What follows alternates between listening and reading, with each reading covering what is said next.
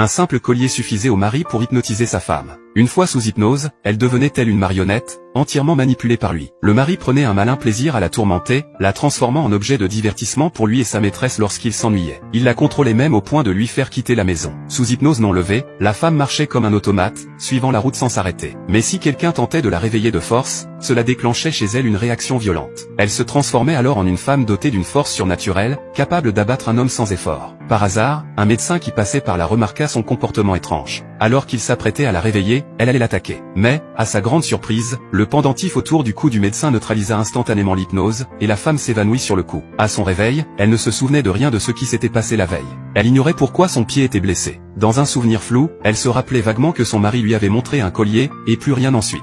Le médecin lui révéla les résultats de ses examens, elle avait été hypnotisée, et cela avait causé un traumatisme psychologique profond. Sous le choc, la femme écouta le médecin lui proposer une solution, faire semblant d'être toujours sous hypnose pour découvrir la vérité. Il lui offrit son aide, mais précisa qu'un traitement à long terme serait nécessaire. L'arrivée soudaine du mari et de sa maîtresse interrompit leur conversation. Le mari voulut immédiatement emmener sa femme, contre son gré. Mais avant de partir, le médecin réussit à glisser qu'il pouvait soigner sa blessure au pied. La femme comprit alors le sens caché de ces mots. De retour chez elle, alors qu'elle s'apprêtait à traiter sa blessure, son mari, méfiant, l'en empêcha. Il affirma qu'ils iraient consulter un spécialiste. Puis il sortit à nouveau le collier pour l'hypnotiser. Ce qu'il ignorait, c'est qu'après le traitement, elle était désormais capable de résister à l'hypnose. Cette fois, elle n'était que légèrement affectée, et ses souvenirs enfouis furent réactivés. Elle revit clairement tout ce qui s'était passé la veille, comme une spectatrice consciente. À son réveil, elle crut d'abord avoir fait un cauchemar. Jusqu'à ce qu'elle entende, en descendant les escaliers, son mari discuter avec sa maîtresse. C'est là qu'elle comprit, si elle avait été hypnotisée, c'était pour que son mari puisse détourner les actifs de sa société. Ce n'était pas un rêve, c'était bien réel. Elle alla secrètement retrouver le médecin, qui lui proposa des séances d'acupuncture pour renforcer sa volonté, et l'aida à s'entraîner pour résister à l'hypnose. Peu après, les hypnoses de bas niveau ne fonctionnaient déjà plus sur elle, et elle s'apprêtait à mettre son plan à exécution. Un matin, son mari tenta encore une fois de l'hypnotiser avant d'aller travailler. Elle fit semblant d'obéir. La maîtresse, se comportant comme une reine, ordonna à la femme d'aller lui servir un café. Docile, elle apporta une tasse bouillante. La maîtresse, toute satisfaite de sa domination, lui demanda ensuite de lui masser les épaules. Mais à la seconde suivante, le café brûlant lui fut renversé dessus. Le mari, stupéfait, ne comprenait pas pourquoi sa femme avait blessé sa maîtresse. Il soupçonna cette dernière d'avoir accidentellement prononcé un mot déclencheur. Pour tester sa femme, il tenta encore une fois de l'hypnotiser et lui ordonna de se verser de l'eau chaude sur elle-même. Mais, au moment critique, le médecin intervint et interrompit tout. Avec un témoin présent, le mari dut renoncer à son test. Plus tard, au dîner, la maîtresse ordonna à la femme de préparer une soupe aux épinards. Sachant que son mari était allergique aux épinards,